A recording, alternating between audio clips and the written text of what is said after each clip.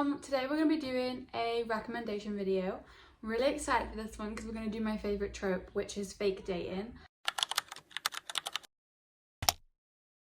Who doesn't like it? I just don't understand. It's like the best. There's always a build up, there's so much tension.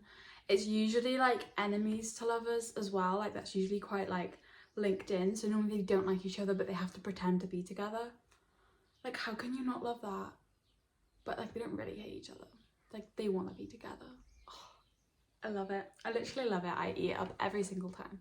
So here's a few recommendations for you. So the first one we have is quite a new one that's recently come out, which is Funny Story by Emily Henry. I did a reading vlog on this, but if you didn't see that, it follows Daphne, who basically like gets broken up with by her fiance because her fiance cheats on her with his childhood best friend.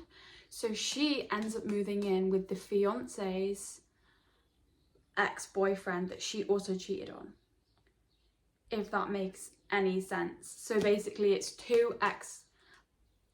this is really confusing.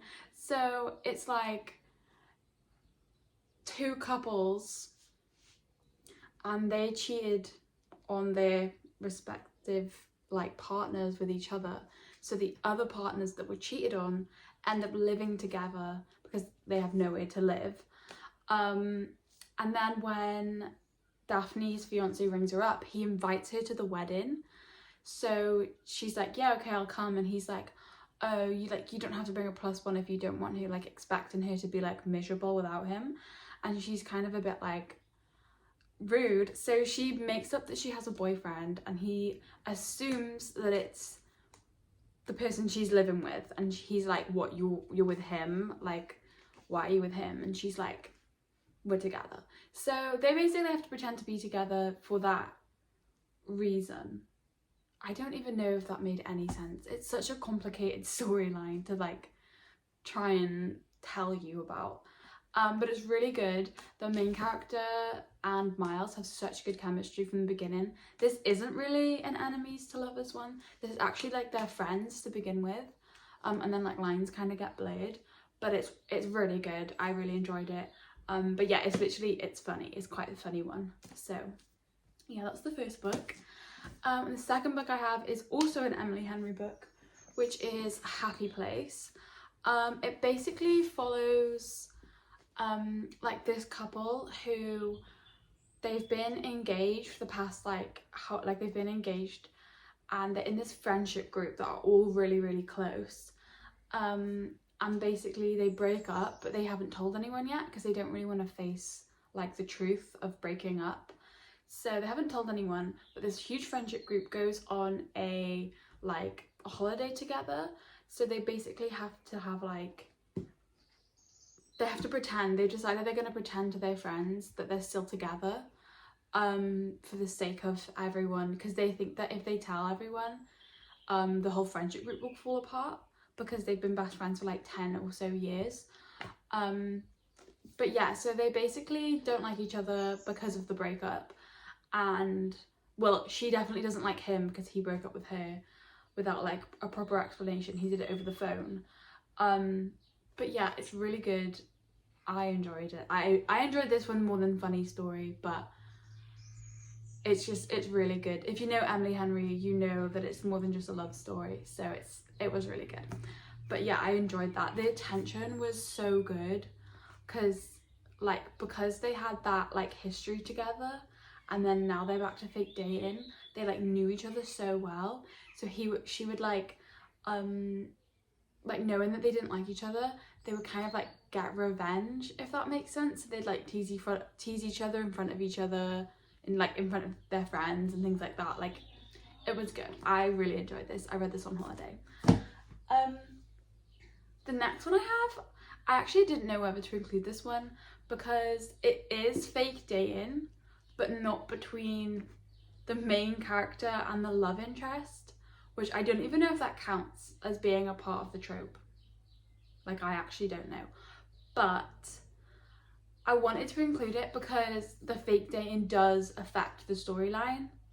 So I don't know, take that as you will. But basically we have Love Theoretically by Ali Hazelwood. It's to try and explain this. So basically she is on an app where she like pretends to be people's like partner to take to like family events and things like that, and she is obviously doing that, and she like meets their family, like meets like everyone, but his brother like does not like her, and she can never like understand why. But like she's just kind of like, oh, like whatever, it doesn't really matter because we're not really together. But then she goes to a job interview, and because in the fake dating she gives people fake stories about herself so that her like identity is not revealed. But she goes for a job interview, and the brother is the boss, and he assumes that she's lying about the job interview, not about her previous story with his brother, if that makes any sense to you. So he's like, you don't want this job, because she told him that she is a librarian. She told like her fake boyfriend's whole family that she's a librarian, and she's going for like a really fancy scientist job, and he's like, you're lying, like you're a librarian, what are you doing here? And he's assuming that she's lying to his brother and that no one knows, and she doesn't want to tell him. She doesn't want to out his brother, her fake boyfriend. She doesn't want to like completely out him. But yeah, so even though it's not fake dating between the love interest and the main character, it definitely has, the fake dating does like impact the whole storyline, if that makes sense. And then like the love interest feels awful for liking the main character because he thinks that she's with his brother, and there's just so much tension, and then they're trying to hate each other but they just don't. It was good, it was really good. But yeah, so if that's fake dating, I don't really know, but I feel like it should be included because it does impact the storyline quite. The next one I don't actually have on me. I gave it to a friend, but it's the original Soulmate Equation by Christina Lauren. This was probably the first one I think I read that was fake dating. It was really good. So basically it's about like it follows the main person. I think her name's Olive. I don't have the book on me so I can't even check, but let's call it Olive for now. She like goes to this coffee shop quite a lot, and like this man always comes in, he's always in a business suit, and she's always just a bit like, okay, because he's like really grumpy to everyone and quite rude to all of the like all the staff, and she's just like, ew. Do you know what I mean? So anyway, and then her best friend goes with her one day and she's like, oh my god, that businessman owns an app. And she's like, what app? And it's basically an app where they like swab your DNA and find a soulmate for you based on like your DNA. So they do it for fun just because they're like, let's just go for it. And she gets a match, the main character gets a match, so she's pulled into the like company to like meet her match, and it turns out it's that man from the coffee shop who owns the entire business, and he believes with his whole heart that this is real.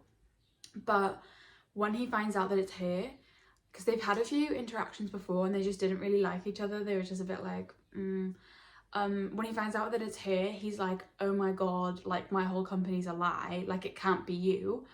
But he's like, but I can't let anyone know that it didn't work. So he asks her, he offers her loads of money, and he's like, look, I need you to pretend that this is real for the sake of my entire company. So they have to do loads of press together, they have to do like loads of fake dates, but obviously lines get blurred and all of that sort of thing. So I actually really enjoyed it. Okay, and the next one I have is The Things We Left Behind by Lucy Score. It's basically about like these two twins, and there's like an evil twin and like a normal nice twin. So the evil twin lives in a small town and she has this child, and she asks the nice twin to come into town because she like needs to talk to her. So the nice twin, who I need to give them names, Naomi, who's the nice twin, goes into town and she actually flees her wedding. And she goes into town still wearing her wedding dress. Her hair's still like in her wedding stuff. Like she just needed to get out of it. So she goes to her sister, and when she gets there, she realizes that her sister has skipped town and left her like 11-year-old behind. So Naomi's like, oh my gosh, I've been left with this 11-year-old who is, and in the beginning she's quite like rude and not very, obviously she doesn't know Naomi properly. She's a bit like, my mother just left me, what's going on? So she basically takes on that, like the 11-year-old, and she's got nowhere to live, no job, and she meets Knox, who's the owner of a bar, and he helps her out. It's classic sunshine and grumpy like trope. He's so grumpy all of the time, but he helps her out. He gives her someone to stay, and he just like gives her a job and just helps her, like she works in his bar, and he like looks after the 11-year-old when she's not there and things like that. But they end up like having a little fling, but as they kind of get like walked in on, like her parents come to visit like unexpectedly while Knox is there, and she doesn't want her parents to think bad of her, so she pretends that they're together. So then they have to kind of like fake having this relationship. It's not, again, like they kind of had a little fling before the fake dating, so it's not like enemies to lovers, but it's definitely like they do have to fake it. One I actually read on holiday. It's called The Boyfriend Candidate. I read it on my Kindle, but oh my gosh, when I tell you, I was obsessed with this book, and I found it on accident. I hadn't seen anyone recommend it anyway, but I was just like, oh, I'll just like read that. It was on Kindle Unlimited, so I was just like, yeah, that'll do. I was obsessed with this book. This book almost put me in a reading slump because I loved it so much I couldn't pick up another one because I was so busy thinking about this one. It's so cute. So basically, sorry, I'm getting excited now. Basically, it's about this librarian, and she is like, it's the like anniversary of her boyfriend breaking up with her, and she goes into this bar. She's wearing like a red dress, she's really feeling herself, like it's really far out of her comfort zone, but she was like, I'm just gonna go for it. And she meets this man who actually like saves her from like a creepy man at the bar. He's like, leave her alone. And they end up having like a one-night stand. They go to a hotel nearby, but halfway through the one-night stand, the fire alarm goes off. So they have to like quickly get dressed, and he like picks her up and like runs out of the building with her because they took so long to get dressed. And as they go outside, there's like news reporters there, and he's literally running outside with her in his arms. And it turns out that he's actually running for like the mayor of the like whatever, I think it's set in Texas or something like that. But yeah, so he's actually running for mayor, and so everyone's like, oh my gosh, who's this mystery person? So she just goes home and she's just like, whatever, like I don't want to be a part of this, like I don't want to do this. But his team contacts her and they're like, look, we need you to pretend to fake date him because his image will be like tarnished, because people will think that he's like having random one-night stands. Like we can't have that for the future, like mayor, people need to take him seriously.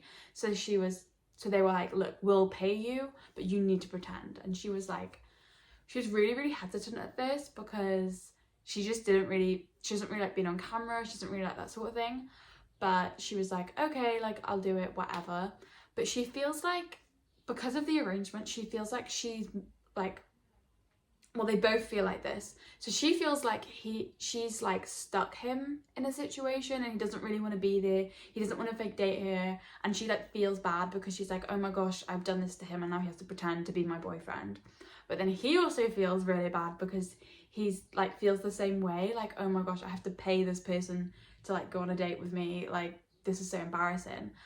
But obviously they fall in love. It's so good. But yeah, I literally enjoyed it so much. Like, it'll just have you grinning. Well, I was grinning at my Kindle, but it'll have you grinning at your page. Oh, it was just so cute. This one is part of the Chestnut Springs series. The Chestnut Springs series is basically like these brothers who live on a ranch, and each one of them has their own like love story book. This one is Bo, which is the middle brother. He is like a military hero. It's called Hopeless by Elsie Silver. But yeah, he's a military hero, and he comes home from like war basically, and he comes home as like, well, a military hero, so the town is like obsessing over him and he's not enjoying it at all. He doesn't feel like himself. He just feels like he's just come home from war, like he is not himself. So he goes to this bar and Bailey is there, who he's known Bailey since they were like really young, being from the same town. And Bailey has like a really, like, her family have like a really bad reputation, and she works really hard to try and like dispute it. She doesn't want people to look at her like that, but it's split POV, so you see that she knows that Bo has never seen her like that, and in his point of view, he says like, oh, I make a point to let her know that I know that she's not like her family, like she's not who they are, and things like that. So it's basically a bet. He dares her like, no one cares about your last name, and she's like, yeah, people only see my last name when they speak to me. And he's like, okay, well, let's pretend to like get engaged, and then you'll be able to see, like, you can have my last name, and then you'll see how people really see you. Like, take away the last names and just have like people just see you. So I don't know if you can hear my chickens outside, they're really loud, my window's open. Sorry about that. But yeah, so it's a bet as well, which is so good. But so they basically fake get engaged, and it's just really good. They get really confused. Oh my god, that chicken won't shut up. I might have to close the window. But you can kind of see, like, in the other books, you can see him like having a soft spot for her. Like, it's just really good. I enjoyed this one. That's all I have for today. Comment any recommendations you might have, because this is my all-time favorite trope. I will literally read any recommendations. Yeah, this is just, in my opinion, a superior trope. I love it. But yeah, thanks for watching. If you want any more videos like this, just let me know. But yeah, I'll see you next time.